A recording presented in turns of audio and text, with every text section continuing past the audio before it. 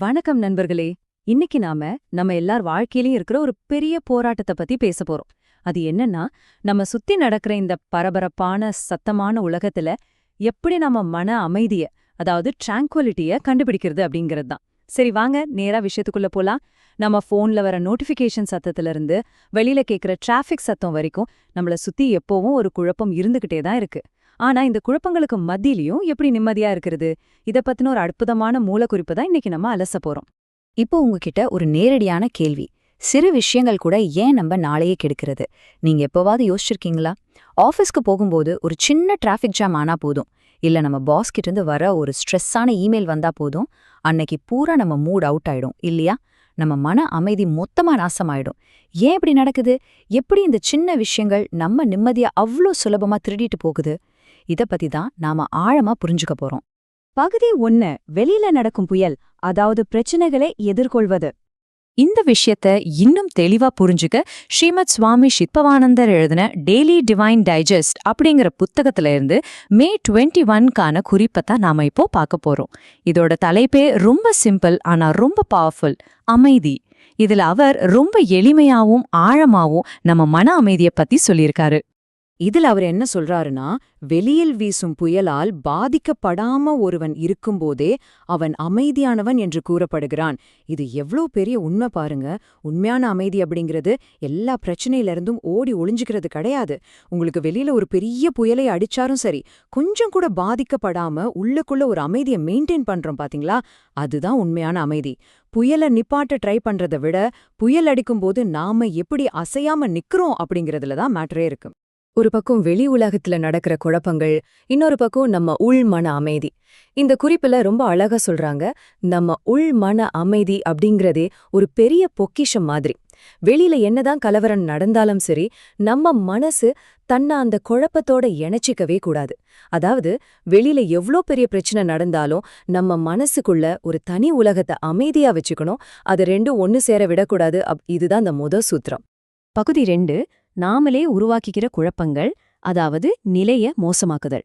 இந்த வரிய கொஞ்சம் உற்று கவனிங்க. தங்களுக்கு தாங்களே உருவாக்கிக் கொள்ளும் குழப்பங்களால் அவதிப்படும் மக்கள் இருக்கிறார்கள். அட, இது 100க்கு 100 உண்மைதானங்க. நம்மள நாமளே கேட்டுக்க வேண்டிய கேள்வி இது. எவ்வளோ தடவை தேவையில்லாத விஷயங்களை நினைச்சு நடக்காத ஒன்ன கற்பனை பண்ணி நாமளே நமக்கு டார்ச்சர் கொடுத்துருக்கோம். நம்ம நிம்மதியை நாமளே கெடுத்துக்கிற அந்த பழக்கம் நம்ம எல்லார்கிட்டயும் கொஞ்சம் இருக்கதான் செய்யுது. சாதாரணமா கடந்து போக வேண்டிய ஒரு சின்ன சம்பவம் எப்படி நம்ம கண்ணுக்கு ஒரு மிகப்பெரிய பிரச்சனையா விஸ்வரூபம் எடுக்குதுன்னு யோசிச்சு பாருங்க. உதாரணத்துக்கு, ஒருத்தர் நமக்கு ஃபோன் பண்ணலன்னா அது ஒரு சின்ன விஷயம். ஆனா நம்ம மனசு அவங்க வேணும்னே தான் பண்ணல, நம்மள அவங்களுக்கு பிடிக்கல அப்படின்னு அது ஒரு பெரிய பிரளயமா மாத்திரும். இந்த அணுகுமுறையை கட்டாயம் தவிர்க்கணும்னு நூலாசிரியர் ரொம்ப ஸ்ட்ரிக்டா சொல்றாரு. சின்ன விஷயத்த பெருசாக்குற பழக்கத்தை நம்ம முதல்ல கைவிடணும். பகுதி 3. பாறை போன்ற மனநிலை, அதாவது உறுதியான நிலைத்தன்மை. உள்ளிருக்கும் நிலைத்தன்மை ஒரு பாறைய போல உறுதியாக இருக்க வேண்டும். இப்போ உங்க மனக்கண்ணுல ஒரு பெரிய பாறைய கற்பனை பண்ணிக்கோங்க. அது எவ்ளோ கம்பீரமா, எவ்ளோ கனமா, எந்த ஒரு அசைவும் இல்லாம ஸ்ட்ராங்கா இருக்கு. நம்ம மனசும் உள்ளுக்குள்ள அந்த மாதிரி தான் இருக்கணும்னு இந்த புத்தகம் வலியுறுத்துது. என்ன நடந்தாலும் ஆட்டம் காணாத ஒரு ஆழமான அஸ்திவாரம் நம்ம மனசுக்குள்ள இருக்கணும். இந்த பாறை மனநிலைக்கு 2 முக்கியமான குணங்கள் இருக்கு. 1. உறுதியான உள்நிலைத்தன்மை. 2. மோதும் அலைகளால் அசைக்க முடியாத தன்மை. கடல்ல எவ்ளோ பெரிய அலைகள் வந்து அந்த பாறை மேல மோதினாலும் பாறை என்னவோ நகரவே நகராது. அந்த அலைகள் தான் உடைஞ்சு செதறி பின்வாங்கும். நம்ம அன்றாட வாழ்க்கையில வர்ற பிரச்சனைகளும் இந்த கடல் அலைகள் மாதிரிதாங்க. அதுங்க வந்து நம்ம மேல மோதிட்டு தானா திரும்பி போகணும். நாம அந்த பாறை மாதிரி கொஞ்சம் கூட அசையாம அமைதியா நிக்கணும். 14. அத்துமீறும் எண்ணங்கள் உங்கள் மனதை பாதுகாப்பது பத்தி பார்க்கலாம். அத்துமீறும் எண்ணங்கள்னா என்ன? உங்களோட உள்மன அமைதியை தாக்கி அழிக்க முயலும் தேவையற்ற கவலைகள் தான் இது. ரொம்ப ஈஸியா சொல்லணும்னா, நம்ம வீட்டுக்குள்ள நம்மள கேட்காமலே நுழைஞ்சு நம்ம வீட்டு அமைதியை கெடுக்கிற அழைக்கப்படாத விருந்தாளிகள் மாதிரி இந்த எண்ணங்கள்.